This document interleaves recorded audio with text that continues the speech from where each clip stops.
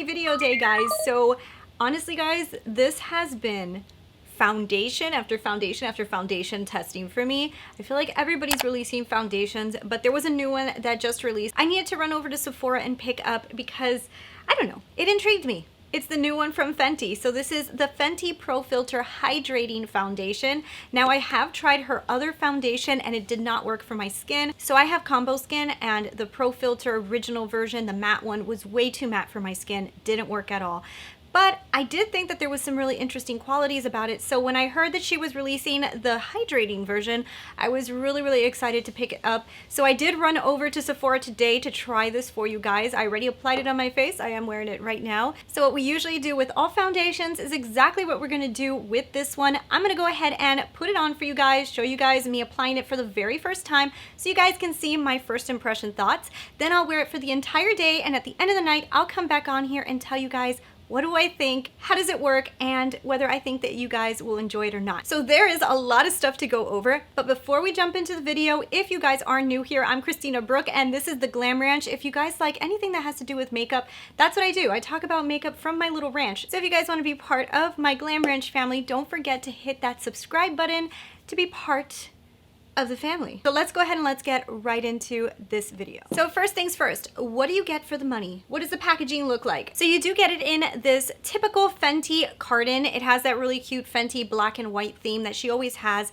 and it's really cute. So when you pull it out, you do get a plastic squeezy tube type of bottle. However, it does have a pump on the other end. The design of this is actually pretty nice. I don't mind it. It reminds me a lot of IT Cosmetics and how they do their foundation. As long as the product inside is good, I don't care if it comes in a glass tube. It doesn't have to, if they keep the price down, which I do think that Fenty did do. So in my opinion, the packaging, I like it. I think it was pretty damn cool. So now that I've told you guys what I think of the packaging, let's talk about some specifics on this product. So it does retail for $35 US, which I actually think is a really decent price. It's a great price.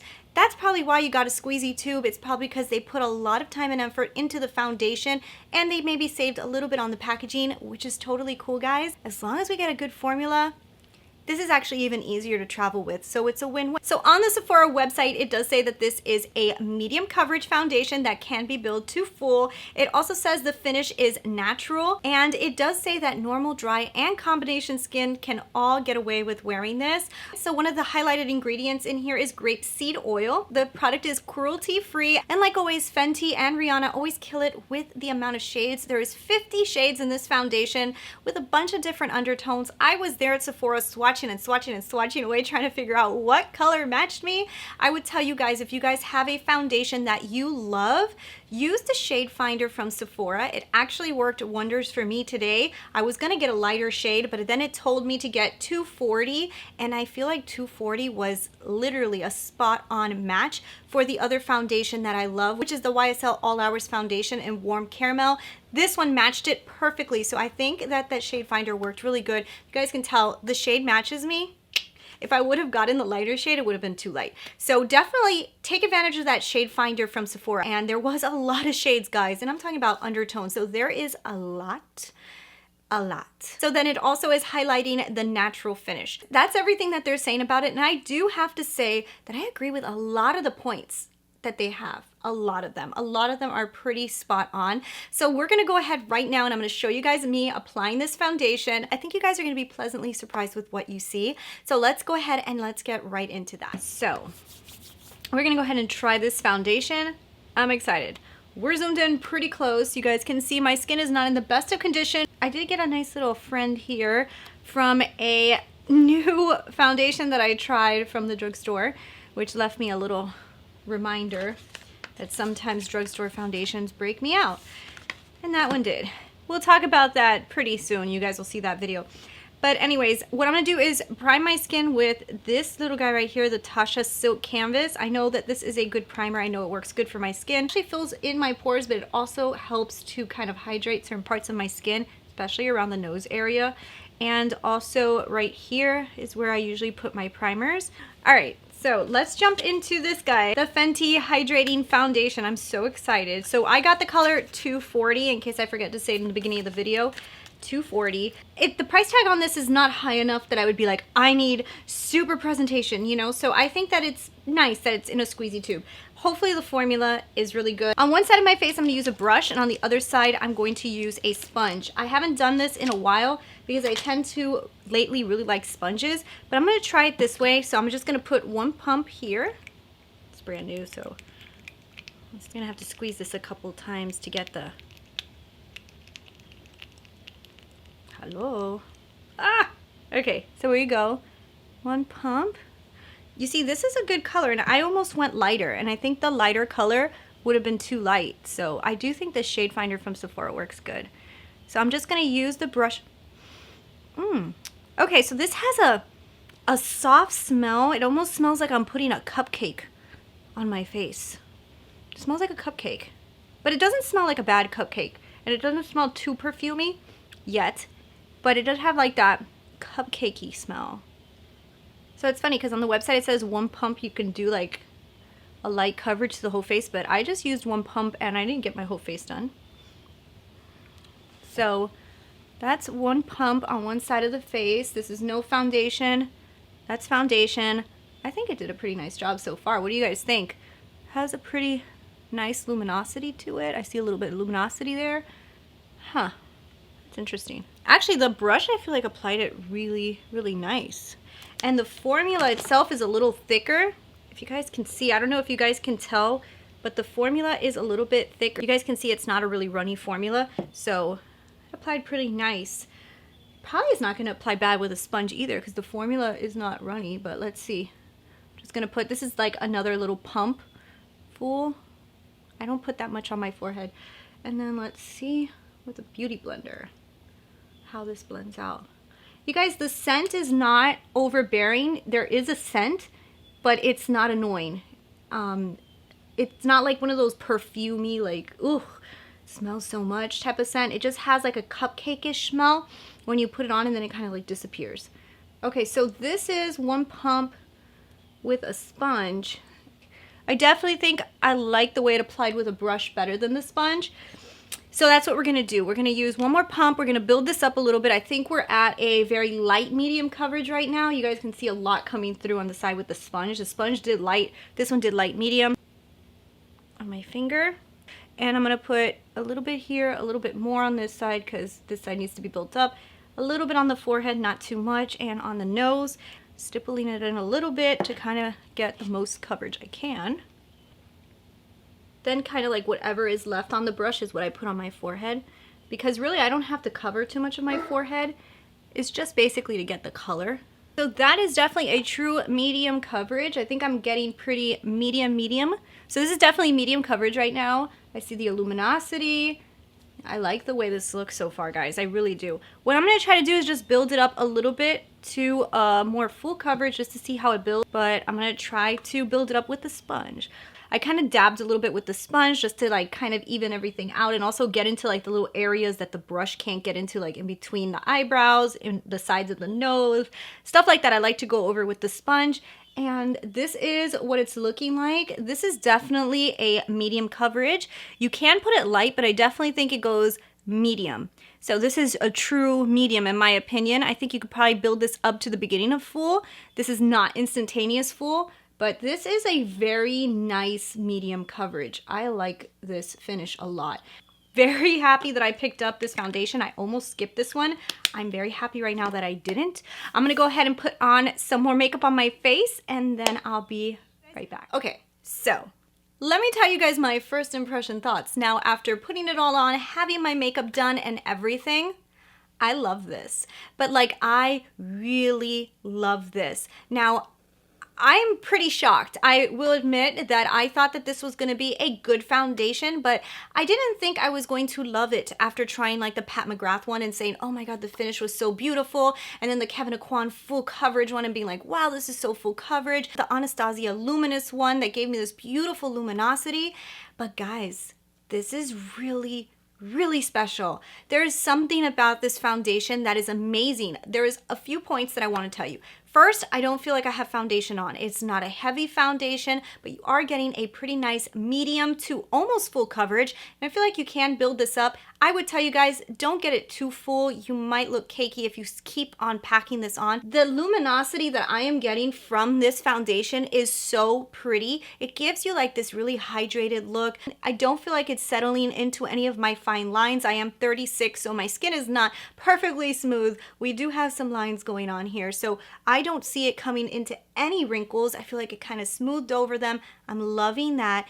It does give me a hydrating feel without feeling too hydrating. It feels really comfortable on the skin. I do feel my skin more hydrated even than the Luminous foundation, which I did tell you guys that the Anastasia Luminous one felt less hydrating, but it did give you luminosity. This one feels hydrating, but not overly hydrating, and it's still giving you luminosity. So this natural finish is pretty spot on. I love the way this looks. I'm gonna go ahead and say that I think that this looks better than the Pat McGrath foundation that just released, which I love the finish of, but there was too many little things about it that bothered me. I feel like for $35, the finish of this is beautiful. The shade range is amazing, and I think everybody can get away with wearing this. So this foundation has me extremely excited. I honestly almost skipped out on this one. I am so happy that I didn't. This might be like my new go-to foundation, like everyday foundation style. I am very excited. I'm gonna go ahead and zoom you guys in so you guys can see how this foundation looks completely done on my face. I am really excited. The foundation is a tad tacky, so I would say that this is probably a foundation that you're gonna wanna powder on the T-zone, especially anywhere that you get oily. I like it a lot. Like right now I'm really excited. So I'm gonna wear this for the rest of the day. I'm crossing my fingers that this wears good, guys. I do live in South Florida. We are very hot. We are very humid. If it lasts in the South Florida heat, it could be really good. So I'm crossing my fingers that this wears good because, guys, this might be a huge win. So I'm gonna come back here, let you guys know what I'm thinking, and then I'll answer some of you guys' community tab questions. So see you. Alright guys, so here is my final check-in of the night on this foundation. 7:45. So it is 7:45, it's almost 8. I've had this foundation on for 8 hours, and when I first applied it, it looked fantastic, like you guys know. I still think it looks pretty decent. You can see pretty much the oils coming through on my head. You also can see that it's broken up on the sides of my nose, a little bit taken off of my nose as well, and around my chin area. Now, I have to give it to it. I worked out after I put on the foundation. I also cleaned the tub. I cleaned a bunch of stuff, so I kind of went like crazy in the house cleaning. A lot of stuff that made me sweat and stuff that would make the foundation move around a little bit. So today I did do a lot of activities. So let's take off my glasses so I look a little bit more presentable. So I definitely did do a lot of stuff around the house today that kind of would break up the foundation. So I am not mad at it for the way it looks right now. Let me zoom you guys in. So right around this nose area, I definitely see the foundation has come off. I do see a little bit of it coming into my dry area here, but it's not that bad actually.